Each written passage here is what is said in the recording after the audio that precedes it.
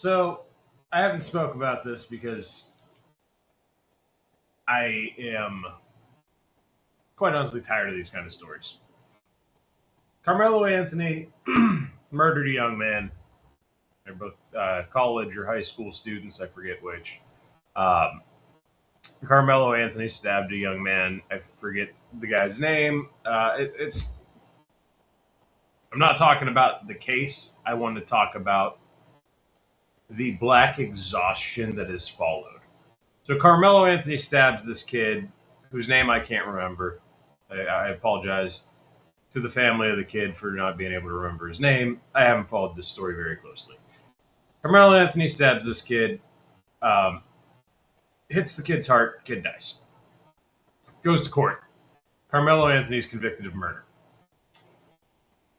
Immediately after being convicted of murder, there are people outside of the courthouse saying, well, it's just ridiculous that black people have different laws than white people. White people do this kind of thing all the time and get away with it, and black people, we just have different laws, I guess. We're not allowed to follow the same laws as white people. Just this immediate victimhood bullshit. Okay, I want to point out it took the jury 3 hours to decide that Carmelo Anthony's a murderer, which is pretty cut and dry, pretty quick for a murder case. I mean, usually murder cases take a few days. If you remember Kyle Rittenhouse, I think that took almost a week to get it all squared away.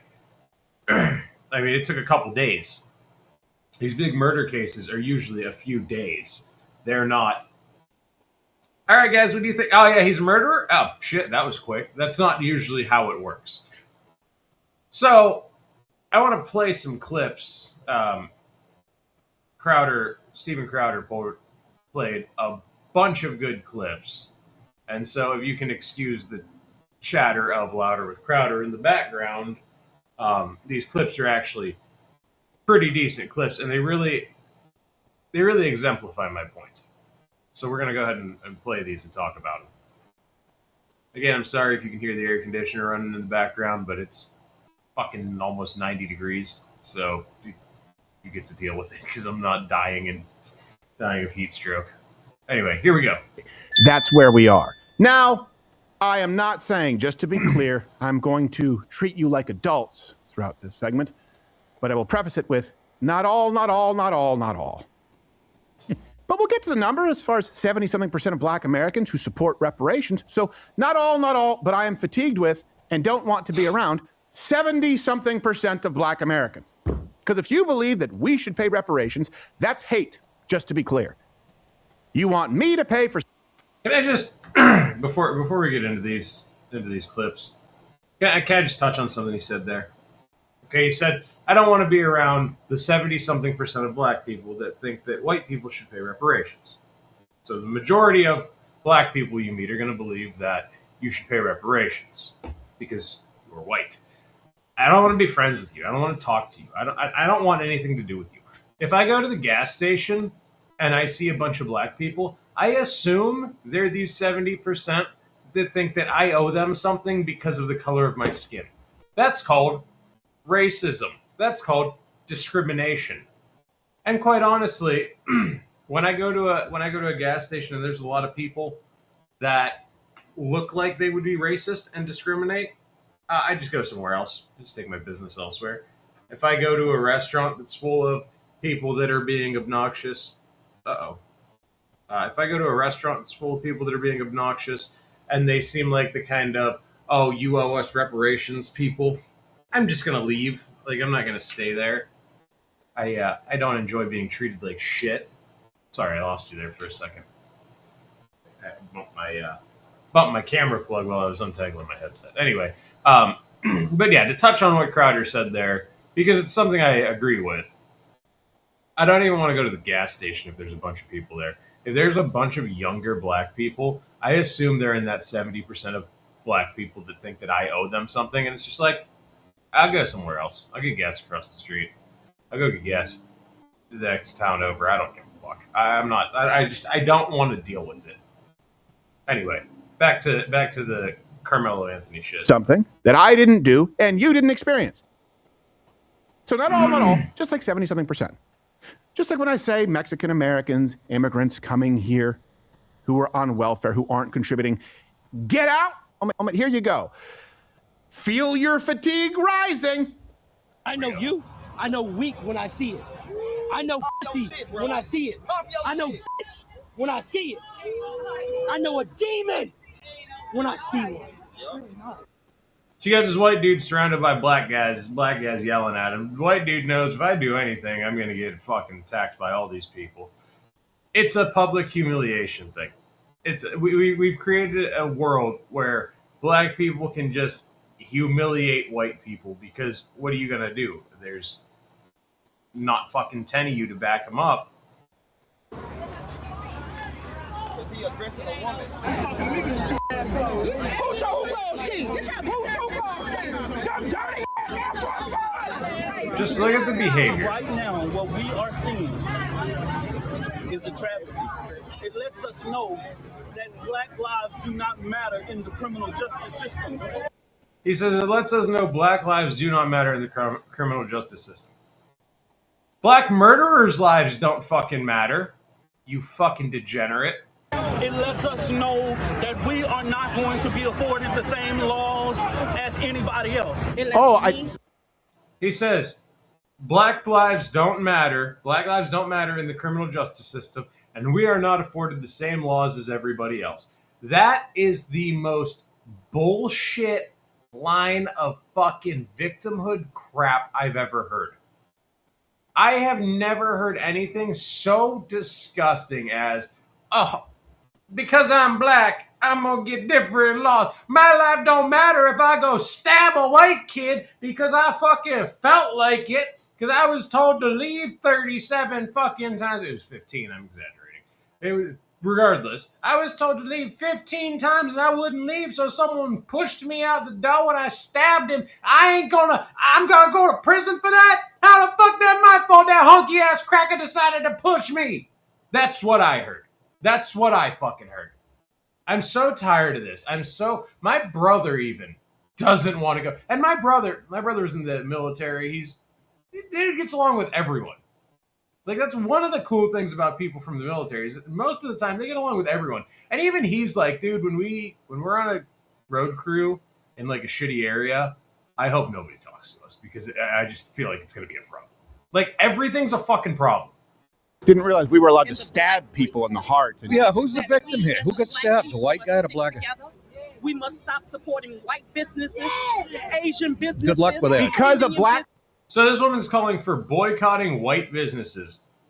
Anything other than black businesses. White businesses, Asian businesses. She lists them all. Anything other than black businesses. Because a black kid murdered a white kid and got put in prison. Mind you, I think he only got 35 years. He didn't even get a life sentence. Do you understand that? He didn't even get life. This is Texas, where the unofficial motto of Texas has been, if you kill us, we'll kill you back. Not anymore. Not if you have the right skin color. Kid stabbed the white kid in the heart? That's not black.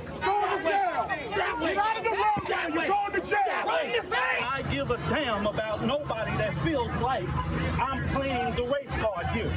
For 400 years, our people have been... For 400 years, people in America have been discriminating against blacks for 400 years. Are you fucking retarded? Are you fucking retarded? Literally, 250 years America has existed. Now, I guess you could argue time before America existed when it was a colony, but how are you going to argue that it's my fault that something a whole entire government did? This is the shit that drives me fucking insane about these fucking race-grifting cunts, okay? Is this country was founded on all men are created equal. We understood that eventually we have to address this slavery thing. But right now, we need to let one evil go so that we can have the support of these other people that are our fellow countrymen. If we don't say, okay, you can have the slaves, we lose our fellow countrymen. If we say, okay, you can have them for a little while, we need to talk about this later. We can have the support of our fellow countrymen, and we can win this fight. And that's what we did. We said, you can have slaves. We'll talk about this later. We need to get us in line, and then we'll get on the same page with this slavery thing. And that's exactly what we did. And as a nation, historically, the amount of time between nationhood and abolition of slavery, it's like 1%. It's like the blink of an eye. We are the fastest nation to ever abolish slavery in the history of the world. I'm so tired of these black people. Oh, you owe me reparations, nigga, cause I was a nigga for a nigga massa, and now you owe me for that. I don't know you shit, motherfucker. How many fucking hundreds of thousands of people died during the fucking Civil War? How many hundreds of thousands of people died during the Revolutionary War? How many hundreds of thousands of people died fighting World War II? All these wars were fought for equal rights. All these wars, from the beginning at the Revolution to the Civil War to World War II, these were all wars that were fought for equal rights. Not for, because I feel like it, for equal rights. Now, granted, our getting involved in World War II might have been a little selfish, you could say. Maybe we were a little, you fucked with my shit, I'm going to destroy you now. Fair's fair. Sometimes it'd be like that. However, we fought the war because they fucked with the boats. And then we decided, you know what? They fucked with our boats. Fascism's garbage. Nazis are bad people. We're just going to kill them. We're just going to kill them. We're going to kill us some Nazis. We had men that were proud that they went overseas and they fought fascism. They fought Hitler and his evils. They stood next to black men and fought. They stood next to Asian men and fought. They said, we are brothers united, fighting against an evil. And they came home and said, that dude saved my life. Don't talk to him like that. They came home and said, that black guy over there that you're not letting use the bathroom because that bathroom's for whites, that man saved my best friend's life. You're going to let him take a piss. That's what started equal rights. It's pathetic to think for even a second that this country has been racist. It is pathetic. And then to be so stupid that you say, for 400 years, America's been racist. Well, that's fucking funny because America hasn't been America we haven't even hit 250 yet. This year's 250. Okay, we got another month and it's 250. Okay? So your math's a little off there, my guy. Unless you're projecting the next 150 years is going to be even more racist. I digress. Let's go back to the clips. This is why I'm so tired of fucking...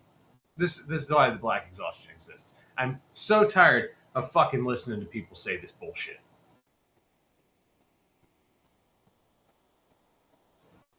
God help us. And have had to suffer at the liberty of these laws.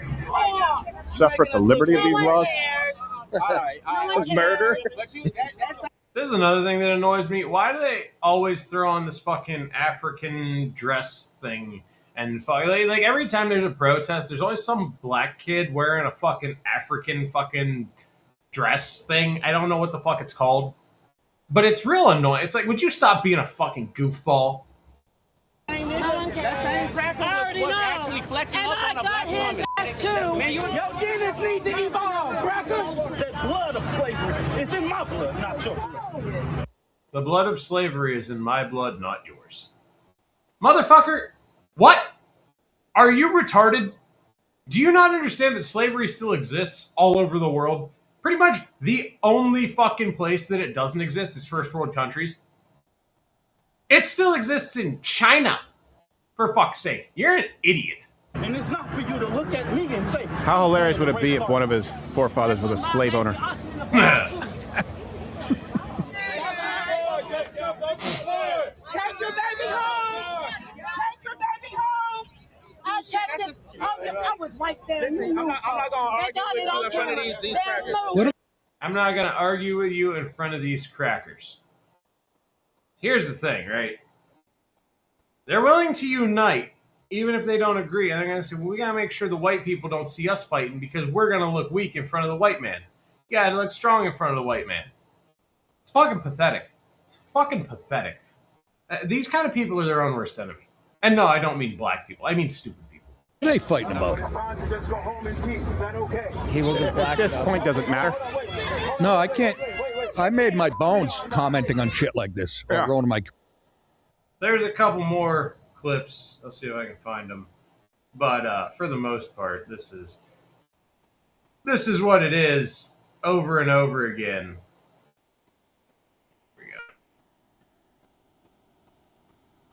What do you want us to do at this point? Not stab people. I'm lost. Disconnected she Let's see. We'll is start from this next reality, clip. and then the people around her who are equally stupid. These people are What retarded. do you want us to do at this point? Not stab people. I'm lost for it. I don't know what to do. I got 5 boys. I don't know what. I ain't got nothing to tell them no more. You can't walk away no Don't more. stab people. Oh, don't. You can't walk away. Yeah.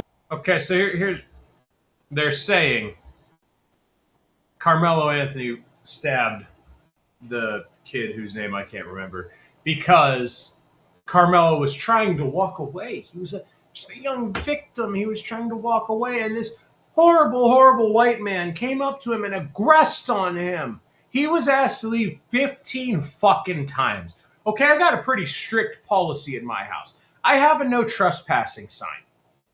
I'm going to tell you to leave 3 times.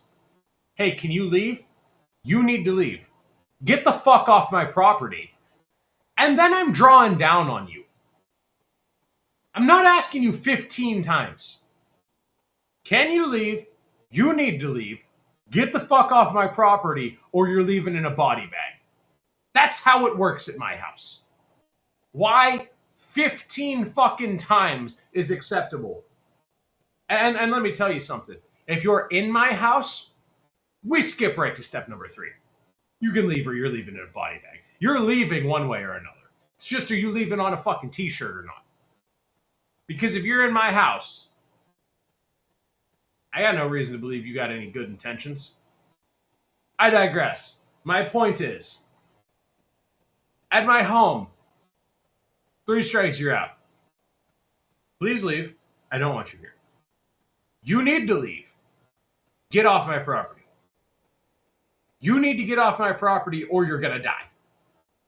That's the escalation. And the reason I do it that way is because this is the use of force continuum that I was taught by a police officer. It's ask, tell, make. Can you leave? You need to leave. You're going to leave. Ask, tell, make. That's something that I teach my nieces. That's something that when I have new friends that are new to firearms, that's something I teach them. As it covers your ass, it most of the time de-escalates the situation because usually ask is enough. Hey, can you please leave? Hey, can you go somewhere else? I don't want to fight. Hey, can you chill? I don't want a problem here. Sometimes you got to get to tell. I'm telling you I don't want to fight. Get the fuck away from me. I'm telling you I don't want a problem. Go away. Usually. And then make is make, man. If you get to that point, I might hit you. I might fucking draw down on you. It's just situation dependent. If you're in my driveway and I'm telling you to leave and you're not leaving, I'm going to draw down on you. I'm going to draw down on you and you're going to fucking leave. If you don't leave, you're going to be held at gunpoint until you do. I don't care. This is my home. You're not coming into my home. My family is here. You're not coming in. Why did he have to be asked 15 times to leave before somebody said, bro, you need to get out of here. You're done. Go away. 15 times before somebody had the balls to stand up to him and say, leave. And we're hearing, oh, well, it's because he was black and he was trying to leave and got stabbed. No, he wasn't. He was walking around with a fucking blade out, threatening people. He wasn't trying to fucking leave. He was trying to start some shit. And that's exactly what he did. I'm so tired of this black victimhood because the color of your skin means you can do no wrong. I am so fucking tired of it. I can't stand it. And then we have the mother. Oh, what am I supposed to teach my kids? What am I supposed to tell my kids? I can't tell my kids nothing. I got 5 boys. I can't tell my 5 boys nothing. You tell them to cut the bullshit before they end up on a t-shirt. How about that? Hey, don't go places you're not supposed to be with a knife threatening people because somebody's going to fucking press you eventually and you might end up on a t-shirt. How about that? How about that for fucking what do I tell my kids? Don't fuck with people. It's what I tell my fucking nephews as they've grown into young men. I tell my nephews. Don't start shit with people. You don't know who you're starting shit with. Don't start shit. If you're going to start shit, you're going to end up dead. If you're the guy starting it, you're going to end up dead. One of the, I was watching something about fighting, and the guy said the biggest way you know someone doesn't know how to fight is that they want to start it. 100%. The biggest way you can tell someone doesn't know how to fight is they want to start the fight. Now, there have been a few times where I've been willing to start the fight.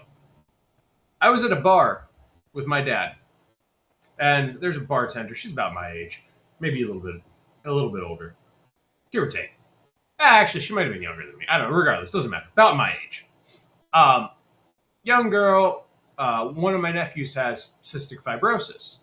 So my dad and his wife and this young bartender struck up a conversation about cystic fibrosis because it was beach night at the bar. So the girls were in their bikinis, and she has this tattoo of her lungs, which is part of the cystic fibrosis. She has a tattoo of like a dying lung or something like that, I think.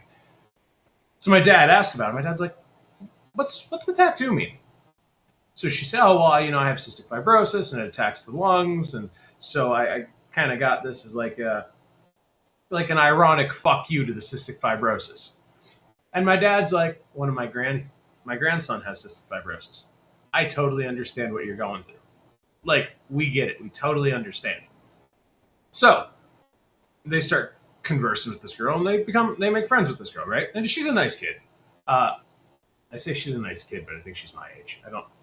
Maybe she's younger than me. I don't know. Whatever. She's nice. She's a good person. Good person. She's making the best of it. Cystic fibrosis. People with cystic fibrosis don't live super long. Usually about 50, maybe 60 if they're lucky. And so the fact that she's upbeat about it, she's positive about it, it was a relief to see other people have this and are upbeat about it. She's a cool kid, cool person. My dad makes friends with her. We're leaving the bar, and this guy looks at her and goes, "You'd be so pretty if you didn't ruin your body with all those tattoos." And immediately, maybe because it hit home a little bit, because I knew what it meant, but immediately I turn around like, the fuck did you just say? And my dad's like, what happened? And I look at the girl, and I'm like, is he bothering you? I forget her name. I'm like, is this dude bothering you? Because right then and there, I was 100% ready to start that fight. Because she's a good person. She doesn't deserve that bullshit. Sometimes you're willing to start the fight. The people that are trying to start a fight because they're trying to prove something, they're trying to be a hard ass, like Karmelo Anthony, walking around with a knife telling people to test him because he's going to fucking stab someone. He had full intention of stabbing someone. I didn't go there looking for a fight. I went there and someone said some slick shit that pissed me off, and I'm willing to fight about it. Certain things I'm willing to fight about, and I'm willing to fight about if you're going to disrespect someone, especially someone who has, it's not like she was covered in tattoos, she had a couple. You're going to say something that ignorant to someone, especially understanding the reason she has the tattoos. I'm like, yeah, you're a fucking asshole, and I'm willing to fight about that. That's me, though. I've always been like that. I'm willing to fight if you're an asshole. I don't want to fight anyone, but I'm willing to. Not my favorite thing to do. But I digress. My point is, there's times where, yes, you're going to be the one that aggresses. If you're familiar with the Warrior Poet Society, John Lovell was on a plane. Some dude was getting a little rowdy, and he got involved physically, used his BJJ to hold this dude down. because the dude was getting rowdy with everyone and nobody knew how to handle it. So John Lovell, former Army Ranger, practitioner of Brazilian Jiu-Jitsu, I don't know if he's got fucking black belt or I don't know what, but frequently does BJJ. He goes, actually, here's what we're going to do instead. I'm going to fold your clothes while you're wearing them because you're not going to hurt these people. These people clearly don't know what they're doing. I've trained for this. I'm gonna armbar you, Kimura you, whatever, until you decide it's cool to calm down. And if I have to wreck you, I'm gonna wreck you. But you don't know if you're fucking with the stewardess who doesn't know how to fight, or if you're fucking with John Lovell who does jiu-jitsu every fucking day, every fucking week because it's fun. And he's rich and he can't. You don't know which one you're getting. So my point is, people that go around trying to start shit generally have an ulterior motive. Now, I 100% believe, Karmelo Anthony was either A, looking for someone, or B, it was racially motivated and he just wanted to attack a white person with the knife. It was either a racially motivated decision that he wanted to go stab somebody, and I believe that it would have been a white person. I have no proof to back that up. That's just my belief. I believe that he seems like the kind of person that he seems like one of the reparations people. Okay? He seems like one of the white people owe me reparations. So you know what? I'm okay with going and fucking stabbing one for no reason. Dude started some shit. Now he's going to prison. At the end of the day, that's what should happen. I don't even agree with that. I think we have cut and dry. Cut and dry. He committed a murder for the sake of committing murder, death penalty. I'm not a big death penalty guy. Not as big as I used to be. Rittenhouse is one of the things that changed that. However, this case, it's cut and dry. Dude went to an event looking for trouble, found trouble, killed somebody, put him in the dirt. Why do I got to pay to keep this scumbag alive? I cannot stand this bullshit. And the fact that now every black neighborhood, free my nigga Karmelo! Every fucking where you go. Free Karmelo! He ain't do nothing! He was a young unarmed black man! He ain't do shit! How the fuck he stab someone if he was unarmed? Well, he ain't have a gun on him! That's the game we're playing. He was an unarmed black man. That's the game. Because that's the game most of the time, right? He's an unarmed black man. Well, he had a knife. Well, yeah, but he didn't have a gun, so he was unarmed. Are you serious? The intellectual leaps that you have to go over to think like these people are fucking exhausting. I can't stand these people. And again, I don't mean black people. Here's the thing. I've been called racist a lot. Because I just speak the truth, right? I just speak the truth. Hold on, my wife's calling me.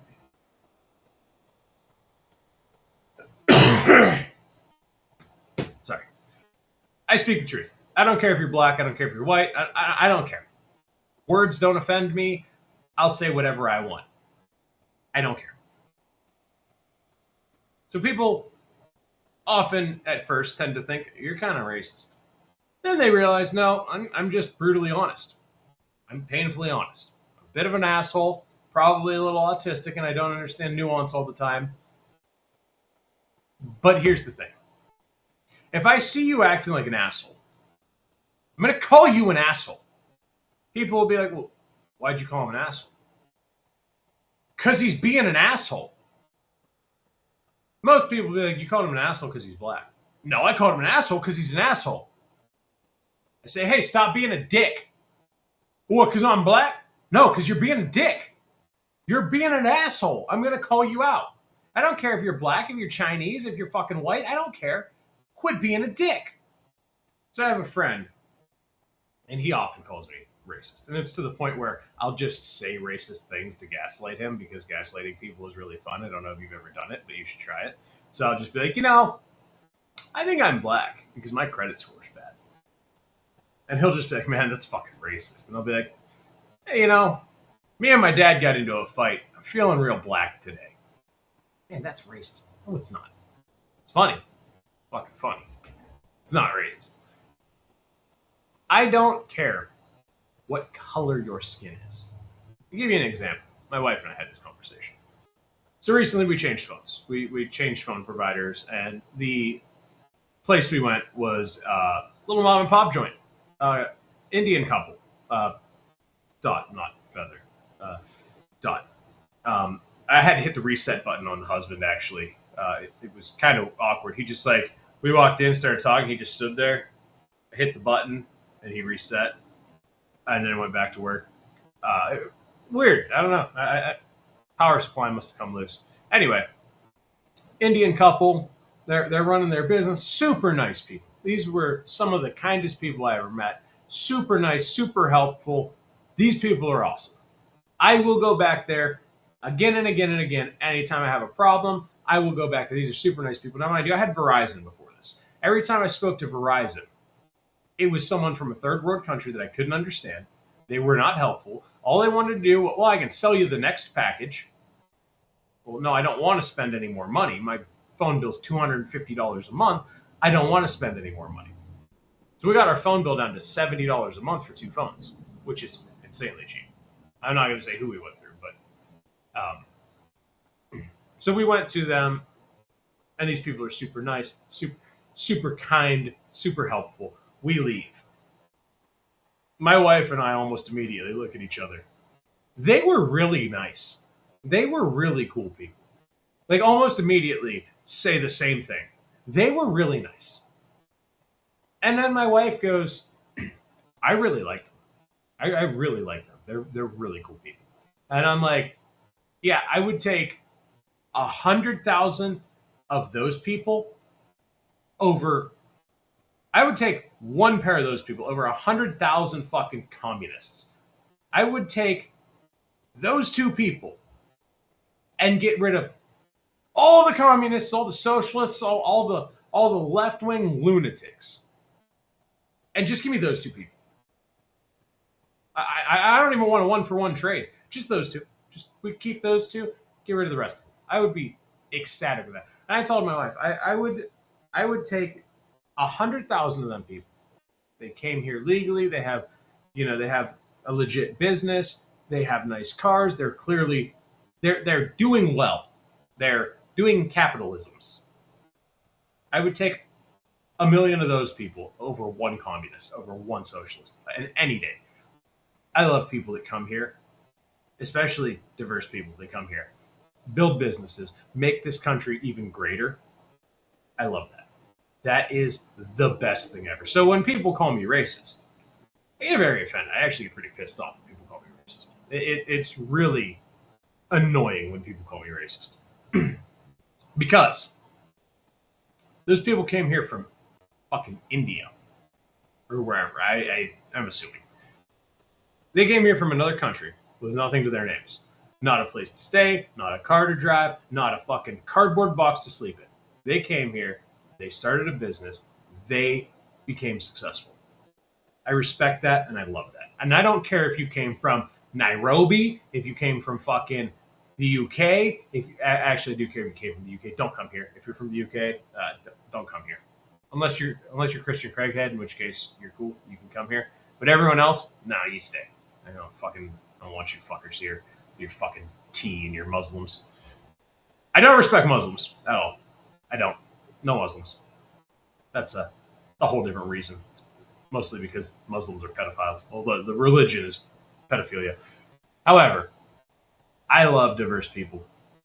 I love, if they were Chinese, I would have been just as happy. If they were black, I would have been just as happy. If they were fucking Mexicans, I would have been just as happy. I'd actually been a little more happy if they were Mexicans because my wife and I could have communicated with them.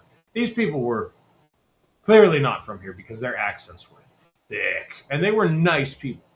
They were wonderful people. And I'm not making fun of them for their accents. I'm just saying they had really thick accents. So if you watch this and your takeaway is, oh, he's racist, you're a fucking idiot. You're part of the problem. If you watch this and you think this guy just doesn't like black people, you're stupid. You're part of the problem. If you watch this and you think this is someone who's tired of racism, you hit the nail on the head. I am so tired of racism. I don't care that it happens to be pointed at me. I care that, why are we doing it? As a species, why do we do this? Oh, you look slightly different than me. You're a different shade of color. So I don't like you. Could you imagine if pale people didn't trust fucking tan people? That's the same logic. Could you imagine if pale people said, if pale people owed tan people something, they'd be like, what are you talking about? But when white people owe black people something, it makes sense. No, it doesn't. So I can't stand fucking being around, especially these younger black folk. They think that the world owes them everything. And I can't stand that attitude. And I can't stand being looked at and seen as a white person and being told, well, you owe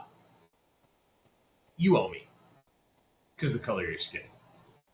I can't stand that. I can't stand this behavior. I can't stand the fact that a black kid can go kill a white kid, and the only thing we talk about is black versus white and not why did this kid kill another kid. I can't stand it. I hate this shit. I hate it. And if you're one of those Christians that's sitting there going, oh, it's not Christianly to hate. Bullshit. Yes, it is. This is something you hate. This division, this hatred, this evil that has been pushed upon us is something that is biblically righteous to hate. Black exhaustion, because people like Barack Obama told black people for 8 years that you're a victim and you're oppressed by the white man, is something that we should all hate. We should hate this. We shouldn't hate Karmelo. We should hate the people acting like fools because of Karmelo. I think Karmelo is a victim of circumstance. I think he was brainwashed. He was brainwashed into this, you can do whatever the fuck you want because you're black. He was brainwashed into this, white people are evil. He got pressed by a white kid and he went, I can do whatever I want.